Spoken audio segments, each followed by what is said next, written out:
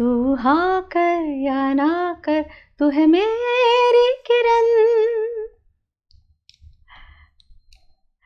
मी ना डर दुसऱ्यांदा तिसऱ्यांदा पाहिला असेल. मला हा सिनेमा इतका आवडतो. त्यातलं शाहरुख खानचं कॅरेक्टरायझेशन आहे ना, ते इतकं छान केलेलं आहे. त्याचा सिझोफ्रेनियाचं पोर्ट्रेट जे आहे ते मला फार आवडतं. म्हणजे तुम्हाला माहीत नव्हतं, तुम्हाला तो क्रेझी लव्हर वाटत होता. अहो नाही, त्याचं जे पूर्ण कॅरेक्टर आहे ना, त्याला सिझोफ्रेनिया झालेला दाखवलेला आहे, मनोरुग्ण आहे तो. आणि खरं आहे म्हणजे आपल्याला SRK इतका आवडतो की त्याचं कॅरेक्टर हे ॲबनॉर्मल असेल याच्यावर आपला विश्वासच नसतो. आणि आपलं रिअल लाईफमध्येही असंच होतं. माझ्या घरी माझ्या मित्रमैत्रिणींना, माझ्या नातेवाईकांना सिझोफ्रेनिया होणारच नाही असा आपला ठाम विश्वास असतो. आणि त्यामुळे कदाचित तुम्हाला हा व्हिडिओही पाहायचा नसेल. कसं होतं, कधीकधी नॉर्मल आणि ॲबनॉर्मल यातली रेषा इतकी पुसट बनते. म्हणजे तुमचा एखादा मित्र असेल, त्याला कॉलेजमधली एखादी मुलगी आवडते. बाय द वे, सिझोफ्रेनियाचं वय, सिझोफ्रेनिया स्टार्ट होण्याचं हे 15-20 वर्षाच्या आसपासच असतं. हां, त्यामुळे त्यांनी जे दाखवलं आहे की कॉलेजमधल्या शाहरुख खानला सिझोफ्रेनिया झाला आहे, ते ॲब्सोल्युटली परफेक्ट आहे. तर तुमच्या एखाद्या मित्राला एखादी मुलगी आवडते, तो मित्रांच्यातर्फे सेटिंग लावतो की तिच्याशी कसं बोलता येईल, तिला कॉफीला कसं घेऊन जाता येईल, किंवा तिच्याशी बोलता आलं नाही तर अस्वस्थ होतो की अरे यार, मला या मुलीशी बोलायचं होतं.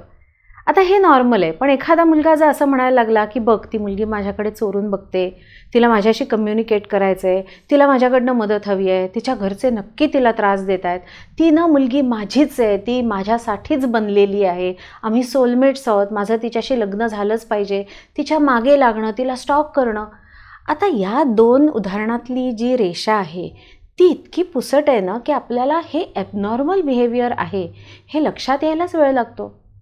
म्हणजे एखाद्या बायकोनी आपल्या नवऱ्याच्या फोनवरती 2-3 रोमॅन्टिक मेसेज बघणं आणि तिला संशय येणं की नवऱ्याचं अफेअर आहे. आणि एखाद्या बायकोनी आपला नवरा परफ्यूम लावतोय म्हणजे त्याची अफेअर्स आहेत, तो मल्टिपल बायकांबरोबर अफेअर करतोय, मला सोडून जाणार आहे म्हणून त्याच्याशी रोज भांडण करणं.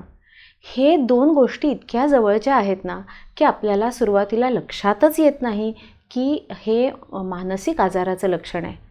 आणि त्यामुळे बऱ्याचदा ज्यांच्यामध्ये सिझोफ्रेनियाची लक्षणं असतात त्यांनासुद्धा असं वाटत राहतं की नाही, आम्ही ॲबनॉर्मल नाही आहे.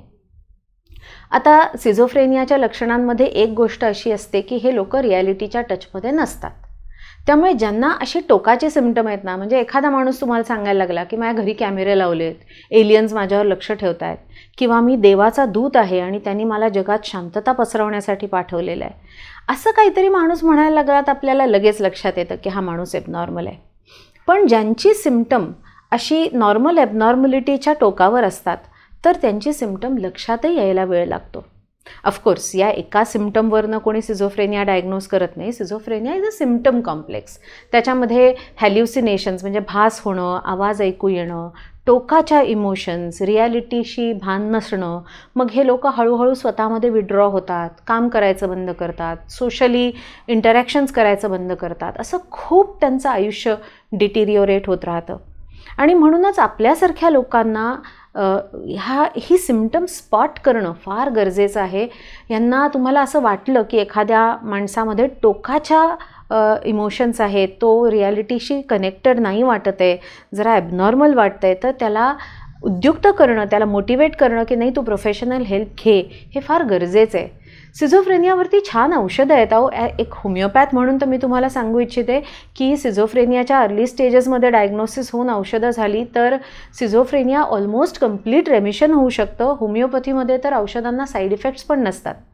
तर त्याच्यामुळे लवकर ट्रीटमेंट होणं सिझोफ्रेनियाची फार गरजेचं आहे, नाहीतर त्या माणसाचं सगळं आयुष्य अफेक्ट होऊ शकतं.